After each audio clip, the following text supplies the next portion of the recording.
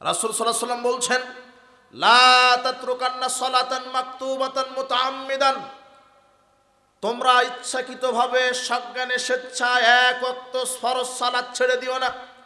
মান তারাকা সালাতান মাকতুবাতান মুতাআম্মিদান ফাকাদ বারিয়াত মিনহু জিম্মাতুল্লাহ, যে ব্যক্তি ইচ্ছাকৃতভাবে এক ওয়াক্ত সালাত ছেড়ে দিবে সে আল্লাহর জিম্মা থেকে বের হয়ে যাবে, সে আল্লাহর দায়িত্ব থেকে বের হয়ে যাবে। জাবের রাদিয়াল্লাহু আনহু বলছেন, রাসূল সাল্লাল্লাহু আলাইহি ওয়াসাল্লাম বলেছেন, বাইনাল আবদি ওয়া বাইনাল কুফরি তারকুস সালাত, মুসলিম আর কাফেরের মধ্যে পার্থক্য হচ্ছে সালাত। জাবের রাদিয়াল্লাহু আনহু বলছেন, রাসূল সাল্লাল্লাহু আলাইহি ওয়াসাল্লাম বলেছেন, বাইনাল কুফরি ওয়াল ঈমানি তারকুস সালাত, ঈমান এবং কুফরের মধ্যে পার্থক্য হচ্ছে সালাত। জাবের রাদিয়াল্লাহু আনহু বলছেন, সামি'তুন নবী সাল্লাল্লাহু আলাইহি ওয়াসাল্লাম ইয়াকুল ইন্না বাইনা রাজুলি ওয়া বাইনা শিরকি ওয়াল কুফরি তারকুস সালাত, কাফের মুশরিক আর মুসলমানের মধ্যে পার্থক্য হচ্ছে সালাত। এই কথা আমি মুহাম্মদ সাল্লাল্লাহু আলাইহি ওয়াসাল্লামকে বলতে শুনেছি। জাবের রাদিয়াল্লাহু আনহু বলছেন, মুহাম্মদ সাল্লাল্লাহু আলাইহি ওয়াসাল্লামকে আমি বলতে শুনেছি, কাফের মুশরিক আর মুসলিমদের মধ্যে পার্থক্য কি? সালাত। যে 5 ওয়াক্ত সালাত আদায় করে সে মুসলিম, আর যে 5 ওয়াক্ত সালাত আদায় করে না সে কাফের। সে কি?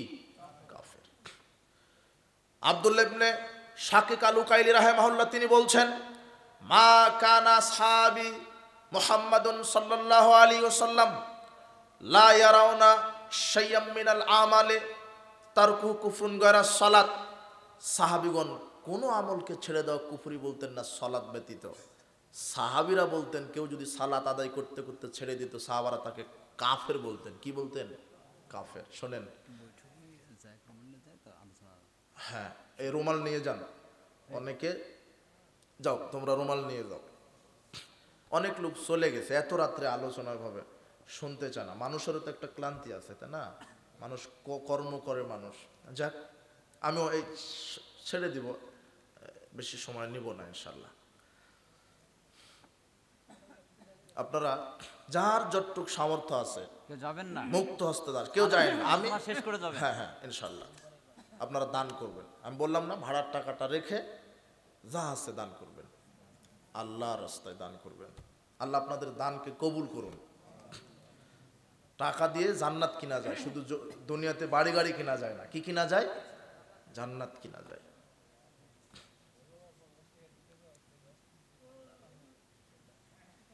বলছিলাম সালাতের গুরুত্ব। আল্লাহ সুবহানাহু ওয়া তাআলা বলছেন, বিচারের মাঠে অপরাধী পাপীদেরকে জিজ্ঞাসা করা হবে, কেন জাহান্নামে এসেছো? তখন তারা বলবে, আমরা সালাত আদায় করতাম না, এই কারণে জাহান্নামে এসেছি। তাহলে এই আয়াত প্রমাণ করে যে জাহান্নামে যাওয়ার অনেক কারণ, তার একটা কারণ কি? সালাত আদায় না করা। কিন্তু আর একটা আয়াত আছে জানেন, আল্লাহ বলছেন, ফাওয়াইলুল লিল মুসাল্লিন, মুসল্লিদের জন্য ওয়াইল নামক জাহান্নাম। কাদের জন্য? মুসল্লিদের জন্য। এই আয়াতে বলছেন যে মুসল্লিরা সালাত আদায় করে কোথায় যাবে? জাহান্নামে। আপনি বিশ্বাস করেন যে মুসলমান সালাত আদায়কারী, এদের জন্য জাহান্নাম? তো কোন সালাত আদায়কারী? দুইটা হাদিস আপনাকে বুঝতে হবে।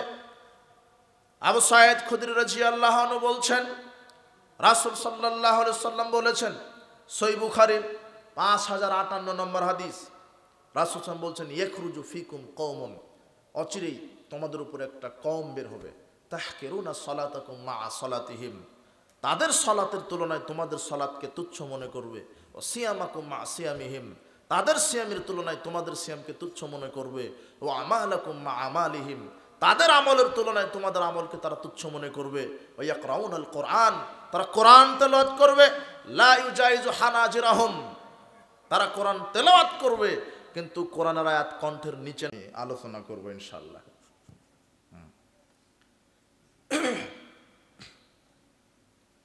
শোনেন, মা দিনুকা, তোমার জীবন ব্যবস্থা কি? এখন আপনি ইসলাম মানেননি দুনিয়াতে, তাহলে বলতে পারবেন দিনুল ইসলাম? আপনি মেনেছেন গণতন্ত্র, ডেমোক্রেসি, সেকুলারিজম, ক্যাপিটালিজম, কমিউনিজম, হ্যাঁ? তখন আপনি বলবেন দিনুল ডেমোক্রেসি, আমার দিন ডেমোক্রেসি। এরপরে কি? মাহাদার রাজুলাল্লাহ সফিকুম, ওই যে এক ব্যক্তিকে তোমাদের উপরে নেতা হিসেবে প্রেরণ করা হয়েছিল, নবী হিসেবে, সে কে? তখন আপনি মুমিন হলে বলবেন হ মোহাম্মদ, কিন্তু আপনি তো মোহাম্মদের নীতি মানেননি। কথা বুঝেননি মনে হয়। মোহাম্মদ সাল্লাল্লাহু আলাইহি ওয়াসাল্লাম নীতিতে আপনি চলেননি। মোহাম্মদ সাল্লাল্লাহু আলাইহি ওয়াসাল্লাম যেভাবে রাজনীতি করেছেন ওইভাবে করেননি। তাহলে আপনি বলতে পারবেন আমার নেতা মোহাম্মদ? জি না, অসম্ভব ব্যাপার। আল্লাহ সুবহানাহু ওয়া তাআলা আমাদেরকে সঠিক ইসলাম বোঝার তৌফিক দান করুন, আল্লাহুম্মা আমিন। রাজনীতি করতে হবে, বাংলাদেশে ইসলামী খেলাফা আমরা চাই, ইনশাআল্লাহ হবেই হবে ইনশাআল্লাহ। রাজনীতি করা ফরজ, তবে সেটা রসুলের তরিকায়, ঠিক আছে না? আমরা চাই সিলেকশনের মাধ্যমে নেতা নির্বাচন হোক, ইলেকশন নয়। জি, আব্দুর রাজ্জাক ভাই আমাকে একটা সাবজেক্ট দিয়েছে আজকে, বুঝলেন, যে বলছে ভাই সালাতের উপরে আলোচনা করবেন। তো আজকে অনেক জ্ঞানীগুণী নেতাদেরকে পাইছি, তাদেরকে একটু শিখাই দিলাম যে ওযু সহকারে যেন ওরা সালাত আদায় করে, ঠিক আছে না? তাহলেই সমাজে ইনাদের চিন্তাধারা অ্যাকুরেট কারেক্ট, আলহামদুলিল্লাহ, কিন্তু এদের পদক্ষেপে একটু ভুল আছে। কথা বুঝেছেন? এই কোরআন হাদিসের ঝান্ডা নিয়ে নেতৃত্ব দিতে হবে। কি ওই যে মাদানী সাহেব একটা হাদিসের ইবারত করেছেন, তো বলতে পারেন কি সাবআতুন ইউযিল্লুহুমুল্লাহু ফি যিল্লিহি ইয়াওমা লা যিল্লা ইল্লা যিল্লুহু, 7 শ্রেণীর মানুষকে আল্লাহ আরশের নিচে বিশেষ মেহমানদারি আল্লাহ করে জান্নাতুল ফেরদাউস দান করবেন। কয় শ্রেণীর মানুষ? তার একটা আছে ইমামুন আদিল, নাই পরায়ণ মেম্বার, চেয়ারম্যান, এমপি, মন্ত্রী, শাসক।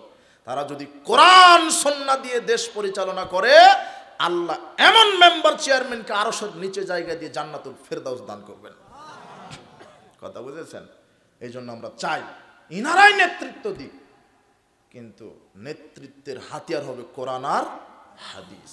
আল্লাহ ইনাদেরকে কবুল করুন জাতির জন্য, আমিন। বারাকাল্লাহু ফিকুম, জাযাকুমুল্লাহ খায়র। বলছিলাম সালাত, আমি কিন্তু অনধিকারই চর্চা করছি না, আমার সময় তো আগে শেষ হয়ে গেছে। এখন আপনারা বসে আছেন, তাই আমিও বিপাকে দুটা কথা বলে যাই। সেটা কি? সালাত। সালাত হচ্ছে শ্রেষ্ঠ ইবাদত, সর্বশ্রেষ্ঠ ইবাদত কি? সালাত। পৃথিবীতে যত নবী রাসূল এসেছিলেন প্রত্যেকের উপরে সালাত ফরজ ছিল। আর মানুষকে আল্লাহ ইবাদতের জন্য তৈরি করেছেন। আল্লাহ বলছেন ওমা খালাকতুল জিন্না ওয়াল ইনসা ইল্লা লিয়াবুদুন, আমি মানুষ আর জিন জাতিকে সৃষ্টি করেছি আমার ইবাদত করার জন্য। আর ইবাদতের জগতে সর্বশ্রেষ্ঠ ইবাদত হচ্ছে সালাত। আল্লাহ সুবহানাহু ওয়া তাআলা বলছেন ওয়াজআলনাহুম আইম্মাতান ইয়াহদুনা বিআমরিনা, আমি পৃথিবীতে যত নবী রাসূল প্রেরণ করেছিলাম সব নবী রাসূলকে নেতা হিসেবে প্রেরণ করেছি। তারা আমাদের নির্দেশ অনুযায়ী মানুষকে সঠিক পথ দেখাতো। ওয়াহায়না ইলাইহিম ফি'লাল খায়রাত, তারা মানুষকে সমাজে জনকল্যাণমূলক কাজ করত, তারা জনকল্যাণমূলক কাজ করত। তারা ইকামাস সালাত ওয়া ইতাআজ যাকাত, তারা সালাত কায়েম করত, সালাত কায়েমের দাওয়াত দিত। তারা যাকাত প্রদান করত, যাকাত প্রদানের দাওয়াত দিত। ওয়া কানু লানা আবিদিন, এবং তারা ছিল ইবাদত গুজারি বান্দা, তারা ছিল ইবাদত গুজারি বান্দা। অত্র আয়াত প্রমাণ করে আল্লাহ সুবহানাহু ওয়া তাআলা পৃথিবীতে যত নবী রাসূল প্রেরণ করেছিলেন সবার উপরেই সালাতকে কি করেছিলেন? ফরজ। কিন্তু কোন নবীর উপরে কত ওয়াক্ত ফরজ এটা বলেননি, তবে সালাত ফরজ ছিল। আমাদের নবী মুহাম্মদ সাল্লাল্লাহু আলাইহি সাল্লামের উপরে 5 ওয়াক্ত সালাত ফরজ করেছেন। কেউ উঠবেন না, উঠে গেলে আমি কিন্তু রুমাল ছেড়ে দেবো। এখন উঠতে লাগলে বলবো। আর কে কোথা থেকে আসছেন, অনেকে সিএনজি নিয়ে আসছেন দূর থেকে দেখলাম, শুধু ভাড়ার টাকাটা রেখে যার যা আছে দিয়ে যাবেন, ঠিক আছে না? কৃপণতা করবেন না। আপনি চান না যে এরকম তাফসির মাহফিল, এই জালসা হোক, এগুলো চান না? এগুলো করতে খরচ হয়নি, তা আপনারাই তো দিবেন। আর দানের জন্য বলতে হয় কেন? মাছ কিনা লাগে টাকা দিয়ে, জমি কিনতে হয় টাকা দিয়ে। আল্লাহ বলছেন আমাকে টাকা দাও, আমি জান্নাত তোমাকে বিক্রি করে দেব। কথা বুঝেছেন? এখন ছেড়ে দিতে বলবো নাকি? ও চলে যাবে সবাই, রাত হয়ে গেছে না, মানুষ তো কঠোর পরিশ্রমে। কেউ যাবেন না, টাকা দিয়ে যাবেন, ঠিক আছে না? টাকা দিয়ে যাবেন। আমাদের নবী মুহাম্মদ সাল্লাল্লাহু আলাইহি সাল্লামের উপরে 5 ওয়াক্ত সালাত আল্লাহ সুবহানাহু ওয়া তাআলা ফরজ করেছেন। আবু কাতাদা রাদিয়াল্লাহু আনহু বলছেন রাসূল সাল্লাল্লাহু আলাইহি ওয়াসাল্লাম বলেছেন, আল্লাহ সুবহানাহু ওয়া তাআলা তিনি বলেন ইয়া মুহাম্মদ ইন্নী ফারাজতু আলা উম্মতিক খামসা সালাওয়াত, হে মুহাম্মদ সাল্লাল্লাহু আলাইহি ওয়াসাল্লাম, আমি আপনার উম্মতের উপরে 5 ওয়াক্ত সালাত ফরজ করেছি। ওয়াহিদতু ইনদি আহাদান আন্নাহু মান জা ইউহাফিজ আলাইহিন্না লিওয়াক্তিহিন্না আদখালতুহুল জান্নাহ, এবং আমি আল্লাহ 5 ওয়াক্ত সালাত শুধু ফরজ করেছি, আমি আল্লাহ 5 ওয়াক্ত সালাত ফরজ করেছি, তবে যে কোনো মুসলিম নারী পুরুষ যদি ওয়াক্ত মতো 5 ওয়াক্ত সালাতের হেফাজত করতে পারে, আমি আল্লাহ ওয়াদা করেছি আমি তাদেরকে জান্নাতে প্রবেশ করাবই।